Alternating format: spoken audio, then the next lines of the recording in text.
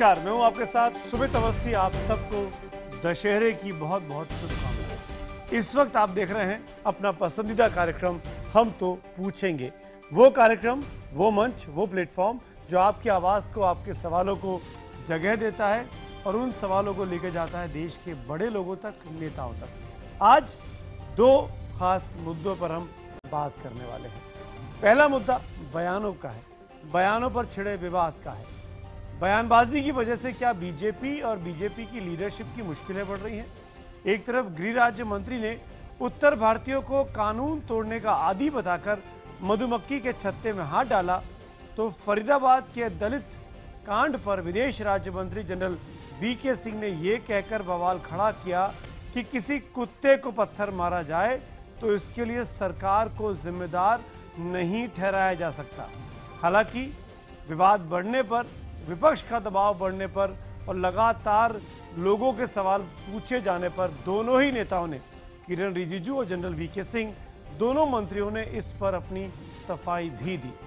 रही सही कसर संघ प्रमुख के मोहन भागवत के बयान ने आज और बीजेपी की मुश्किल बढ़ा दी। मोहन भागवत ने दशहरा रैली में नागपुर में कहा कि छोटी मोटी घटनाओं को बड़ा बनाकर पेश किया जा रहा है। हालांकि उन्होंने किसी घटना का जिक्र तो नहीं किया, लेकिन ऐसा माना जा रहा है कि वो दादरी और फरीदाबाद जैसी घटनाओं की ओर कहीं इशारा तो नहीं कर रहे थे। इस बयान विवाद से कुछ और हो ना हो, मोदी सरकार जरूर सवालों के घेरे में आ जाती है, और वो भी इसलिए जब बिहार में चुनाव हो रहे हैं। हर चीज के अंदर कि जी वहां पे उसने पत्थर मार दिया कुत्ते के तो सरकार जिम्मेवार है, ऐसे नहीं है। श्री वीके सिंह का बयान न केवल इस देश के दलितों का घोर अपमान है, न केवल निंदनीय है, परंतु पूरे देश को शर्मसार करने वाला है। उन पर आपराधिक मुकदमा चलना चाहिए। हमारे देश के अंदर एक बड़ी विडंबना है। विडंबना यह है कि हम हर चीज को तोड़ मरोड़ कर चलाते। कानून तोड़ने से लोग उसको बहुत प्राउड का मामला समझते हैं। और जब सिटीजन्स ठीक नहीं है, इनडिसिप्लिन है, 10 बार बोलने का बात नहीं मानता है, तो फिर डंडा तो चलाना पड़ेगा। फिर तो कम से कम सरकार में बैठे मंत्रियों को इस तरह का जहरीला बयान नहीं देना चाहिए। ऐसा मैं किरण रिजिजू से अपील करूंगा। मैंने कहा कि लेफ्टिनेंट गवर्नर साहब ने सही कहा, मगर ये पूरा समाज को लागू होता है। समाज का एक नागरिक होते हुए हम लोग इसको सही से चिंता का विषय बना करके नहीं सोचेंगे तो फिर कैसे सुधरेगा। छोटी मोटी बातें इधर उधर होती रहती, उसका बहुत बड़ा करके चित्र बताया जाता है, लेकिन वास्तविक व्यवहार क्या है? संघ के स्वयंसेवक जाके आए, दिल्ली के एक मस्जिद में जाके आए, वहाँ हजरत निजामुद्दीन के वहां पर जाके आए, साफा पहना के उनका स्वागत हुआ।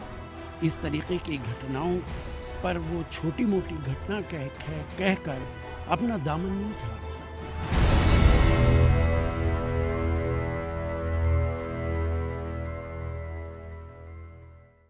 और इसी मुद्दे पर आइए चर्चा भी करेंगे, लेकिन उसके पहले हम आज का सवाल आपको बताएं कि क्या दादरी और दलित हत्याकांड पर विवादित बयानों से मोदी सरकार की मुश्किलें बढ़ेंगी? अगर आपको लगता है हाँ बढ़ेंगी तो IBN 7 स्पेस देकर Y लिखिए, और अगर आपको लगता है कि नहीं बढ़ेंगी तो IBN 7 स्पेस देकर N लिखिए। अपनी राय हमें 51818 पर SMS करें। हमारे हैशटैग HTP और हैशटैग कमेंट कंट्रोवर्सी के जरिए भी आप अपनी राय ट्वीट कर कर हम तक पहुंचा सकते हैं। IBN खबर के फेसबुक पेज के जरिए भी आप हमसे जुड़ सकते हैं। आपकी राय इस शो के दौरान जरूर दिखाई जाएगी। बड़ी चर्चा के लिए कुछ खास मेहमान मेरे साथ हैं, परिचय कराता हूं। सबसे पहले भारतीय जनता पार्टी के राष्ट्रीय उपाध्यक्ष और राज्यसभा के सांसद प्रभात झा साहब मेरे साथ हैं। कांग्रेस की प्रवक्ता प्रियंका चतुर्वेदी मुंबई से मेरे साथ जुड़ रही हैं। जेडीयू के नेता पवन कुमार वर्मा इस वक्त पटना से हमारे साथ लाइव हैं, और संघ मामलों के जानकार राकेश सिन्हा साहब दिल्ली से हमारे साथ लाइव हैं। आप चारों का स्वागत है। 45 सेकंड का ओपनिंग रिमार्क्स का वक्त, और उसके बाद डिबेट की शुरुआत करूंगा। सबसे पहले प्रोफेसर राकेश सिन्हा, मैं ये पूछना चाहूँगा, मेरे हाथ में ये पीटीआई की कॉपी है एजेंसी की, जो ये कहती है कि दादरी जैसी घटनाओं के नाम लिए बगैर भागवत साहब ने कहा स्मॉल एपिसोड्स होते रहते हैं लेकिन इससे हिंदू कल्चर या इंडियन कल्चर पे असर नहीं पड़ता है। तो क्या दादरी जैसी घटनाएं, मैं ये पीटीआई की कॉपी पढ़ रहा हूं, आप चाहें तो देख भी सकते हैं, क्या दादरी जैसी घटनाएं छोटी घटनाएं थी? क्या इसी की ओर वो इशारा कर रहे थे? किन घटनाओं की ओर संघ प्रमुख ने इशारा किया? सुमित जी, चाहे पीटीआई की कॉपी पर हैं या राइटर की कॉपी पर हैं, मोहन भागवत जी ने जो कहा उसको बदला नहीं जा सकता है। मोहन जी ने भारतीय राजनीति और सामाजिक सांस्कृतिक जीवन में एक लंबे अरसे से वाद विवाद, आरोप प्रत्यारोप जो चल रहा था, जो डेमोक्रेटिक डिस्कोर्स, लोकतांत्रिक विमर्श निम्न स्तर पर जा चुका था, उसे पहली बार इस देश को एक उच्च स्तर का भाषण, जिस भाषण में सामाजिक, आर्थिक, राजनीतिक बदलाव की एक बड़ी पहल, जो किसी एक राजनीतिक दल के लिए नहीं, किसी एक वर्ग विशेष के लिए नहीं, संपूर्ण भारत के लिए था, उस भाषण पर सवाल खड़ा करना, मुझे तो लगता है यह बौद्धिकता का अंत नहीं, यह ऐसे लोग भारत के लोकतंत्र को समाप्त करना चाहते हैं। जी 45 सेकंड हुए, मैं लौटूंगा आपके पास राकेश सिन्हा जी। पवन वर्मा साहब, सवाल खड़े करना क्या जायज है या नाजायज है? अगर सवाल खड़े किए जाते हैं मोहन भागवत जी के स्पीच के ऊपर, तमाम रिएक्शंस मिले हैं सुबह से लेकर अभी तक, क्या ये गलत हो रहा है? क्या ये लोकतंत्र का अपमान है? नहीं, मैं समझता हूं सवाल खड़ा करना बिल्कुल जायज है। पहली बात तो मोहन भागवत को दूरदर्शन पे एड्रेस देने की स्वीकृति पे ही हम सवाल उठाते हैं। वो एक कल्चरल ऑर्गेनाइजेशन नहीं है, वो राजनीति से पूरी तरह से जुड़ा हुआ है और रूलिंग पार्टी के साथ जुड़ा हुआ है। दूरदर्शन नेशनल ब्रॉडकास्टर, पर उनका ये कहना कि छोटी छोटी बातों पर बवाल मच रहा है, ये छोटी बात है। आपको मालूम है जो दादरी में हुआ वो न्यूयॉर्क टाइम्स और सारे विदेशी प्रेस में फ्रंट पेज पर था, और मोदी जी की विजिट टू द यूएस को 3 सेंटीमीटर भी नहीं मिले वहां लोकल प्रेस कवरेज के। जो फरीदाबाद में हुआ है उससे देश शर्मनाक हुआ है। मतलब इन चीजों को ऐसे कह देना कि छोटी छोटी बातें। जी 45 सेकंड। प्रभात झा साहब, मैं आपसे पूछना चाहूंगा, बीजेपी के 2 मंत्रियों के बारे में जो बयान आए, हालांकि सफाई दोनों तरफ से आ गई है, किरण रिजिजू की तरफ से भी आई, जनरल वीके सिंह की तरफ से भी आई, पर आपको लगता है कि ये कंट्रोवर्सी, ये बयान भारतीय जनता पार्टी के लिए इस चुनावी मौसम में खतरनाक साबित हो सकते हैं? देखिए, ऐसे बयानों से बचना चाहिए निश्चित तौर पर। बयान वो होता है जो तर्कसंगत हो, कुतर्क नहीं हो, और इसीलिए उन बयानों पर जब जो कुछ भी हुआ है, दोनों मंत्रियों ने अपने बयानों का स्पष्टीकरण दिया है, जिसे आप कह रहे हैं कि उन्होंने सफाई दी है। मैं ये मानता हूं उनके द्वारा कही गई बातों की स्वयं उनके द्वारा दी गई सफाई इसके लिए काफी है, और ऐसे बयानों से बचना चाहिए।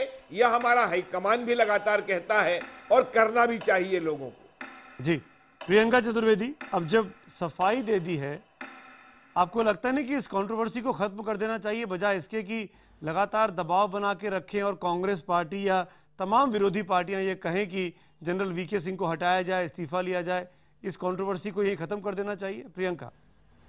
नहीं देखिए, कंट्रोवर्सी सिर्फ स्टेटमेंट्स को लेकर नहीं है। आप देख रहे हैं एक के बाद एक आपत्तिजनक बयानबाजी होती है, दादरी से लेकर अब हम इस घटना को देख रहे हैं, बल्लभगढ़ की घटना को देख रहे हैं। किसी तरीके का एक्शन ना होकर आप टिप्पणी दे देते हैं और फिर आप सफाई देते हैं। आपकी जो मानसिक सोच है वो दर्शाता है। प्रधानमंत्री से लेकर आपके जो भी चुनिंदा रिप्रेजेंटेटिव्स हैं, सबने बयानबाजी की, और ये सीनियर रिप्रेजेंटेटिव्स हैं जो सरकार में बने हुए हैं, मंत्री हैं, काउंसिल ऑफ मिनिस्टर्स में हैं। किसी तरीके का एक्शन ना लेकर आप क्या देश की जनता को मैसेज दे रहे हैं? पूरी दुनिया में आपके बारे में चर्चा चल रही है, इन मुद्दों पर चर्चा चल रही है, तो साबित करता है कि शायद मानसिकता ही ये है सरकार की, इसलिए आप किसी तरीके का एक्शन नहीं लेते हैं। ठीक है, 45 सेकेंड हुए। मैं इसके पहले आगे बढ़ूं, कंट्रोवर्सी पे जनरल वीके सिंह की तरफ से जो स्पष्टीकरण आया है उसको एक बार और सुनवा देता हूं, ताकि जो पवन जी हैं और प्रियंका जी हैं उनसे मैं सवाल पूछ सकूं। आगे सुनते हैं जनरल वीके सिंह ने क्या कहा अपनी सफाई में इस पूरे मामले पर। मेरी गलती से नहीं, पर किसी की गलती से अगर इनको मिक्स करके ऐसा दिखाने का प्रयास किया गया है कि किसी समुदाय विशेष की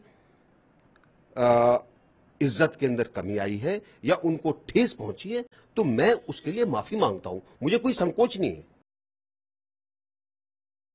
पवन जी माफी मांग रहे हैं, आप डिबेट इज ओपन नाउ, मेरे ख्याल से आप इसको खींचने की जरूरत नहीं है। नहीं देखिए, मैं वीके सिंह ने माफी मांगी, अच्छा किया, माफी मांगने वाली बात ही कही थी, पर मैं इस पर 2-3 सवाल पूछना चाहता हूं। आपको याद होगा सुमित जी, साध्वी निरंजन ज्योति ने एक बड़ा विवादित बयान दिया था। उसको देने के बाद 2 दिन तक हमें पार्लियामेंट चलने में बाधा डालनी पड़ी, प्रधानमंत्री को विवश करना पड़ा कि कुछ आके बोले। उन्होंने कुछ बोला भी, पर साध्वी निरंजन जी ने अपने उस बयान को लेकर के पूरे दिल्ली चुनाव में उसी तरह से प्रचार किया। उसी तरह साक्षी महाराज जी ने कुछ कहा, बीजेपी ने सफाई दी कि हमने उनको नोटिस भेजा है। आज तक क्या कार्रवाई हुई किसी को मालूम नहीं है। साध्वी प्राची कहती हैं कि जो इस तरह का मांस खाता है उसके साथ यही हश्र होना चाहिए। खुलेआम सार्वजनिक बयान दिया, किसी ने उनकी आलोचना नहीं की, किसी ने टिप्पणी नहीं की, कोई उन पर कार्रवाई नहीं हुई। मतलब आप तो चाहते हैं कि कार्रवाई हो, ये एक आदत बना दी है। ठीक है, नहीं, मैं ये चाहता हूं कि उनका त्याग पत्र लिया जाए। प्रभात जी, आपको लगता है कि एम्बैरेसमेंट होता है इस तरह के बयानों से? आपने कहा भी ऐसे बयान नहीं होने चाहिए, आपको अब लगता नहीं कि इन पे कार्रवाइयां भी होनी चाहिए ताकि विपक्ष इस तरीके से दबाव ना क्रिएट कर पाए सत्ता पक्ष पे? देखिए, विपक्ष का कहना अपने आप में, जो भी विपक्ष कहता है हम उस पर नहीं जाते। हमारा समाज के प्रति दायित्व है, हम समाज के लिए प्रतिबद्ध हैं और इसलिए ऐसे बयानों से बचना चाहिए। और इस बात की हिदायत अमित जी ने स्वयं सबको दी है। मुझे पूरा विश्वास है आने वाले दिनों में इनके बयान निश्चित तौर पर नहीं। प्रभात जी, माफी के साथ बीच में टोक रहा हूं, पिछले इतवार को एक खबर आई कि जिन लोगों ने दादरी के बाद विवादित बयान दिए थे उनको बुलाया गया और पार्टी अध्यक्ष ने उनसे सफाई मांगी और चुप रहने को कहा, जैसे कि महेश शर्मा, संगीत सोम, मोहनलाल खट्टर। उस बात को खुद अमित शाह जी ने पटना की प्रेस कॉन्फ्रेंस में इनकार कर दिया कि नहीं, ऐसा कुछ भी नहीं कहा गया। तो जब आप डांटेंगे नहीं, समझाएंगे नहीं, कार्रवाई नहीं करेंगे तो ये लोग तो बोलते रहेंगे और प्रधानमंत्री देखिए नहीं तोड़ेंगे। यह बात नहीं, इस बात पर हम आपके सामने कहें, ये बातें होती नहीं है। पार्टी के भीतर की बात पार्टी के भीतर होती है। लेकिन फिर मैं आपके चैनल पर कह रहा हूं सुमित जी, ऐसे बयानों से बचना चाहिए जो समाज को अच्छा नहीं और समाज के लिए हितकारी नहीं है और सामयिक नहीं है। इसलिए ऐसे बयानों से हम जिम्मेदार व्यक्ति को बचना चाहिए। आप हमारे डिबेट शो में बोल रहे हैं, काश ये उन लोगों के साथ बोलिए जिन लोगों ने इस तरह के बयान दिए हैं। राकेश सिन्हा साहब, ये उनको भी कहेंगे। हाँ, उन्हीं के लिए जरूरी है, साक्षी महाराज जैसे लोग या साध्वी निरंजन ज्योति जैसे लोग। राकेश सिन्हा साहब, आपको लगता नहीं कि ये जो कंट्रोवर्सीज लगातार बढ़ रही हैं बयानों के लेकर बिहार के चुनाव में, ये तमाम चीजें बूमरैंग करने वाली हैं संघ परिवार पर, बीजेपी पर, एनडीए पर?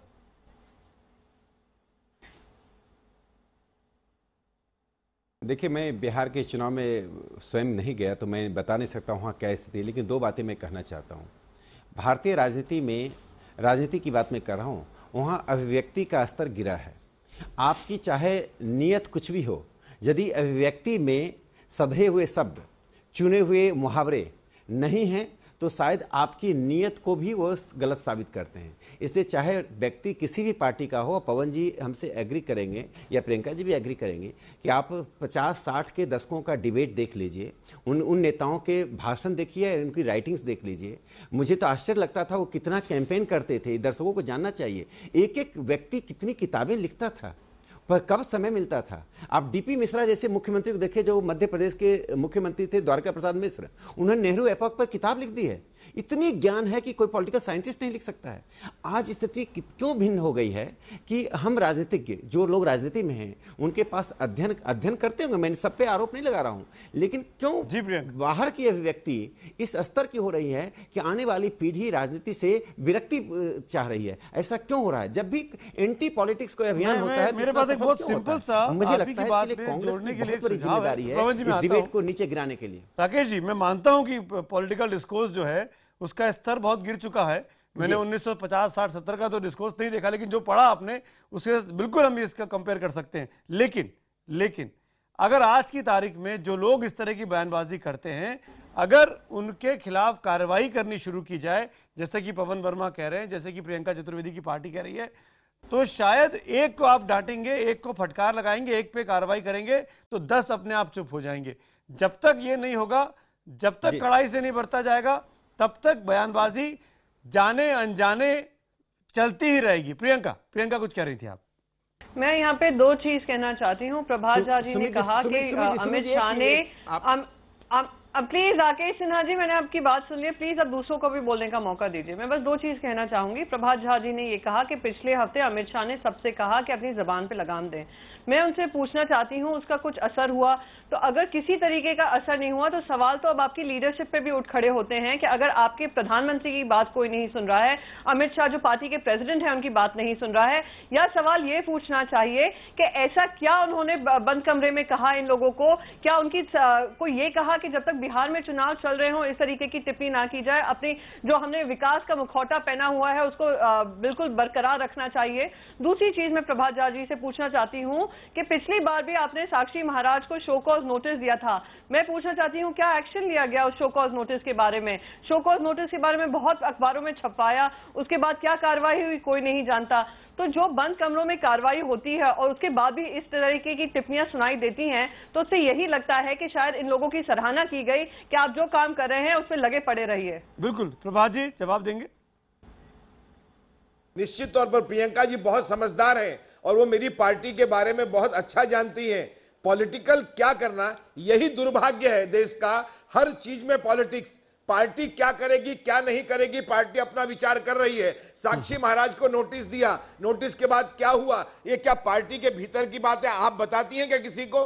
इसलिए भारतीय जनता पार्टी की इतनी चिंता करने की आवश्यकता नहीं है। हमने कहा यह बात गलत है, जिनको नहीं करना चाहिए, हमारी सहमति उनसे नहीं है, लेकिन यह बात है कि पॉलिटिक्स करना यह भी उचित नहीं है। देश की अर्थव्यवस्था आपके हाथ में है, देश की जिम्मेदारी आपके हाथ में है, और आप अगर इस तरीके का माहौल आपके खुद के लीडर्स बनाएंगे तो आप देश को किस तरीके से आगे बढ़ाएंगे? सबका साथ सबका विकास बोलने वाली पार्टी ना ही किसी का विकास कर पा रही है, ना ही किसी का साथ दे पा रही है, तो सवाल तो आपकी पार्टी के लिए उठेंगे और किसके लिए उठेंगे? निश्चित यह समय तय करेगा कि सबका विकास, सबका, ये आपको भी पता लग जाएगा आने वाले दिनों में। देखिए सबका विकास सबका साथ चल ही रहा है और ये इसमें कोई बहस की गुंजाइश तो दिख ही रहा है। हार्दिक पटेल रोज उजागर कर रहे हैं गुजरात मॉडल को। जी पवन वर्मा जी कुछ बोलना चाह रहे हैं। प्रियंका एक मिनट, पवन वर्मा।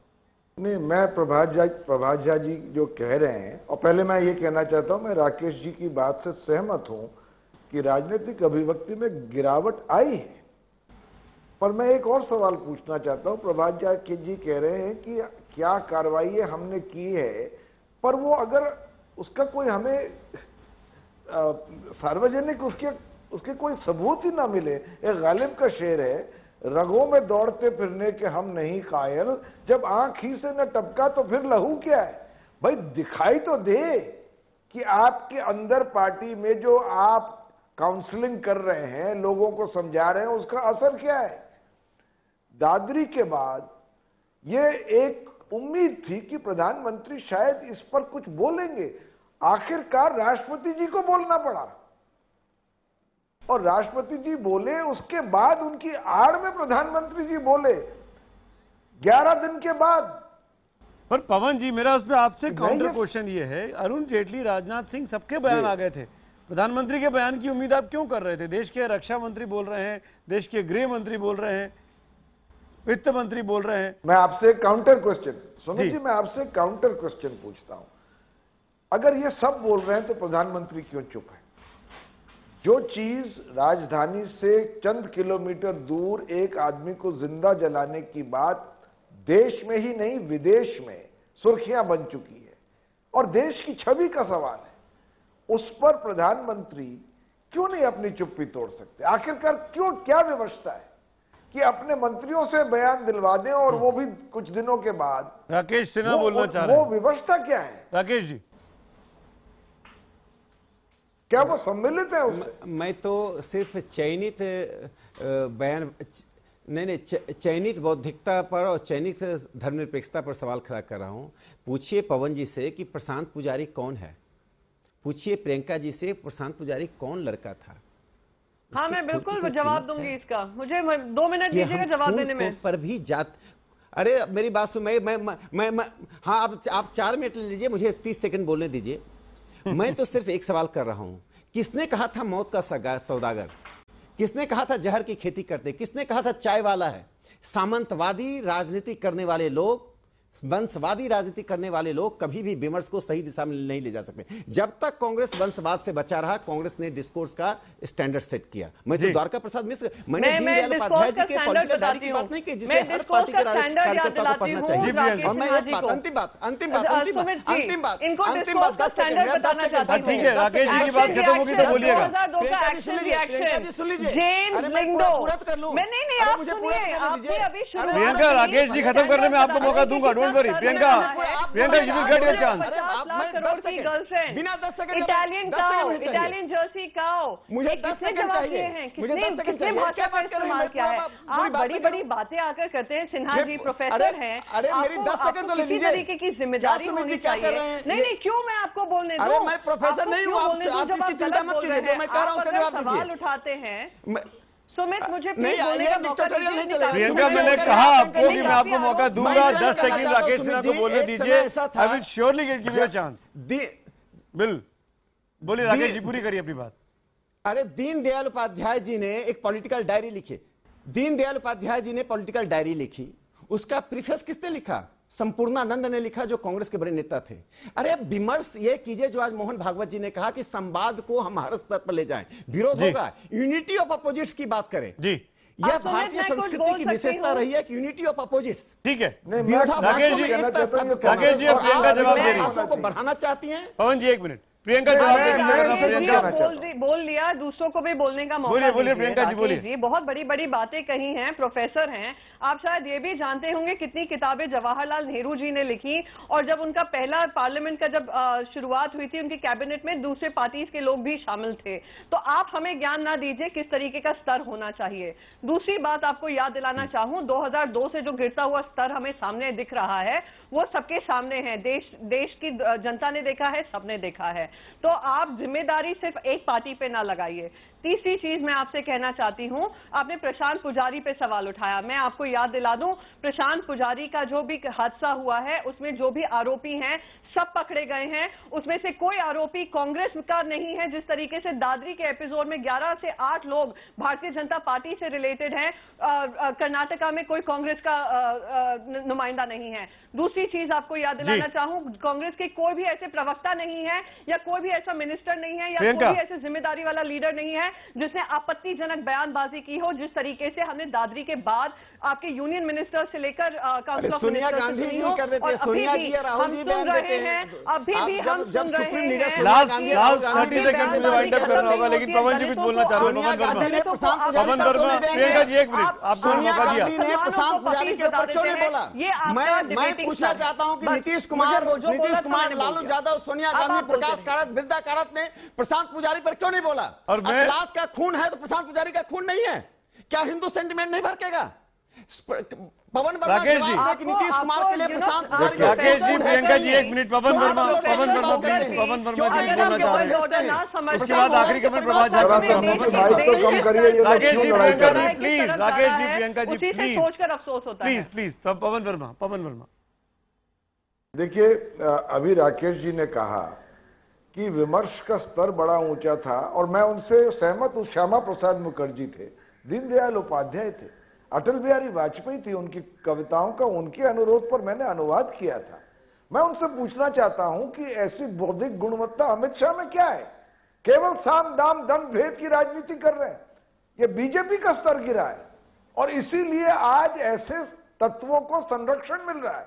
प्रभात झा जवाब दीजिए। अगुवाई में ठीक है, प्रभात झा जी जवाब दीजिए, मुझे वाइंड अप करना है। इस स्तर किसका गिरा है ये समय तय करेगा। अमित शाह जी की रणनीति के आगे आप विवश है पवन जी।